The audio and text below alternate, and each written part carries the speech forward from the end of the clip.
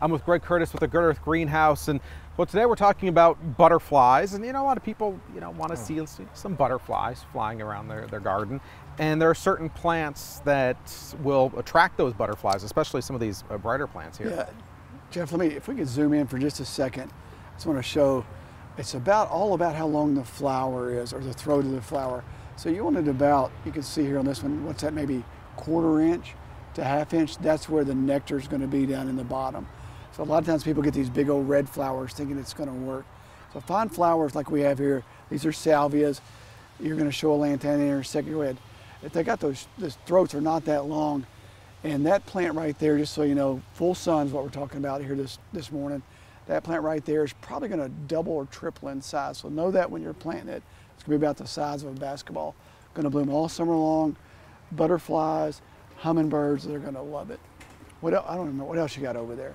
Let's see. I got. All right, same with that guy right there, the Angelonia. That one's going to get probably maybe twice that size. It's going to mature out about another 6 inches tall, bloom all the way to frost. So what we're standing in front of here is annuals. All this is going to die at frost, but it's going to bloom all summer long. Let's talk about, before we transition, the one thing that you and I have talked about for years. Here we go. Well, yeah, if you want that color, you want those blooms, you got to have the BR61 with that high middle number there. Very good. That's what gives you the blooms. You don't necessarily want explosive growth. You want the blooms out of these. So that's why the middle number is 100% correct. Yeah. Water soluble, so you got to mix it with water when you do it. I'm going to show a couple of the plants. And also, as you've mentioned before, make sure that the plant is already well watered before you add the BR61, because you don't want to do it if it's too dry. Again, you're remembering. Good, thank you. Thank you. Yeah, over the years, every once in a while, something sticks. Milkweed, that's a big popular kind of a buzzword amongst the butterfly people. So this is a tropical milkweed.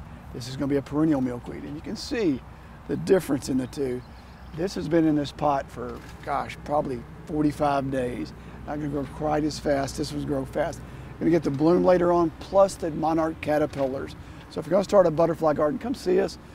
But we have a great selection to start. Get the flowers, get the caterpillars, just enjoy. You can make some nice pots out of these. Make some nice pots. Yeah, that's a story for another day, though. That's about all the time we have for this week. Join us back here next week on the Good Earth Greenhouse. More gardening tips from the Good Earth can be found on fox16.com. Click on Professionals to watch previous episodes or to ask Greg a question about your garden. This segment is sponsored by the Good Earth Garden Center.